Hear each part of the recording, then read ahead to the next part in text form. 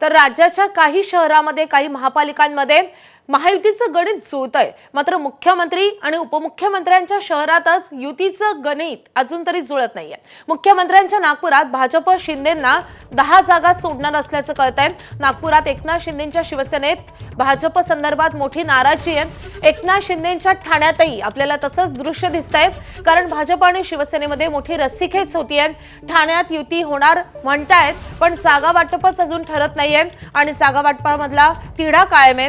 त्यामुळे मुख्यमंत्री फडणवीसांचा नागपूर आणि तिकडे ठाण्यामध्ये उपमुख्यमंत्र्यांच्या ठाण्यामध्ये उपमुख्यमंत्र्यांच्या बालेकिल्ल्यामध्ये अजूनही महायुतीचं घोंगडं भिजत घोंगडं कायम आहे। त्यामुळे आता या दोन ठिकाणचा तिढा आज तरी सुटणार का हे पाहणं महत्त्वाचं असेल। तर दोन्ही ठिकाणी शिवसेनेला सन्मानजनक अशा जागा मिळत नाहीत आणि त्यामुळे आता शिवसेनेकडून एक कठोर अशी भूमिका घेतली जाणार का? दोन्ही ठिकाणी स्वबळावर निवडणूक लढवली जाणार का?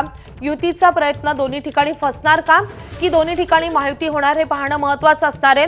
तर बैठका होत आहेत, चर्चा होत आहेत, मुख्यमंत्री उपमुख्यमंत्री स्वतः अनेकदा भेटलेले आहेत, मात्र अजूनही तिढा सुटत नाहीये।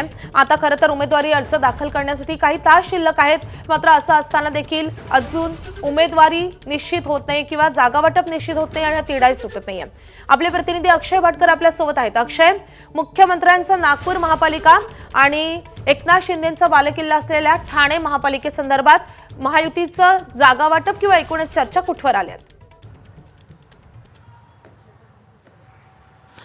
माधवी, ठाण्याबद्दल सांगू शकतो, कारण की ठाण्यामध्ये एकमत झालेलं आहे की युती होणार, त्या ठिकाणी युती तुटणार नाहीये। पण जागा कोणत्या घ्याव्यात यावरून खूप मोठी रस्सीखेच सुरू आहे। आता 4 अशा जागा आहेत ज्या जागांमध्ये दोन्ही पक्षांकडून रस्सीखेच सुरू आहे। कोपरी आणि इंदिरानगर या ज्या शिवसेनेच्या जागा आहेत त्या ठिकाणी भाजपला एक सीट हवी आहे, तर दुसरीकडे वृंदावन सारख्या परिसरामध्ये आणि नौपाड सारख्या परिसरामध्ये ज्या ठिकाणी भाजपच्या 4 सीट आहेत एका प्रभागात, त्या ठिकाणी एक सीट ही शिवसेनेला हवी आहे आणि त्यामुळे अजूनही हे रस्सीखेच सुरू आहे।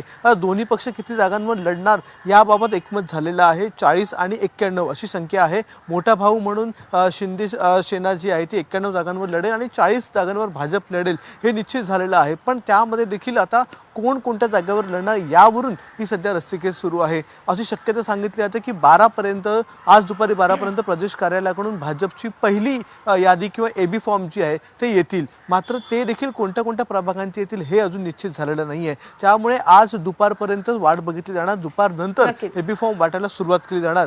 युती तर होणार आहे, पण अजूनही कोणत्या जागा असतील याबाबत संभ्रम आहे। नक्कीच, त्यामुळे आजच्या बैठकांमध्ये तरी तोडगा निघतोय का हे पाहणं महत्त्वाचं असणार आहे। अक्षय, तू सोबतच राहा, आपण वळणार आहोत पुढच्या बातमीकडे। तर नागपूरमध्येही आपण बघितलेलं आहे महायुतीमध्ये तिढा कायम आहे। आपले प्रतिनिधी रजत वशिष्ठ आपल्या सोबत आहेत। रजत, महायुतीमध्ये नेमकं नागपूरमध्ये काय चर्चा सुरू आहे? कुठे अडलंय युतीचं घोडं?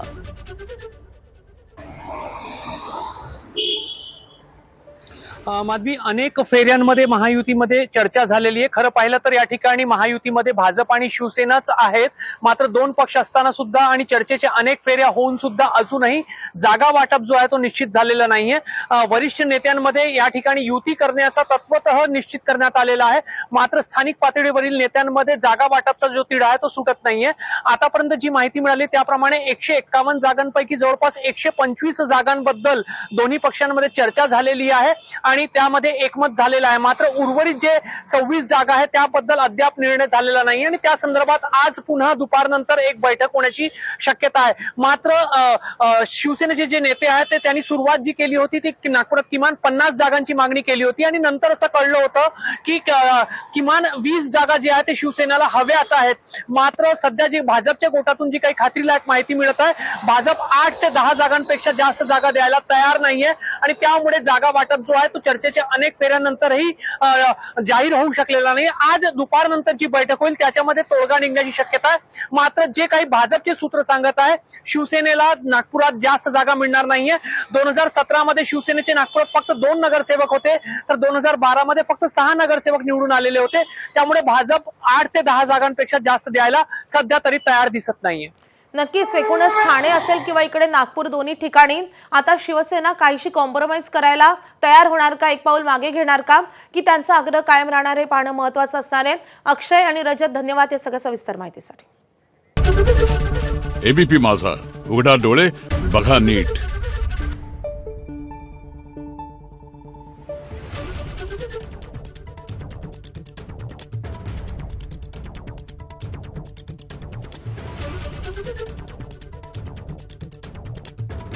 Thank you.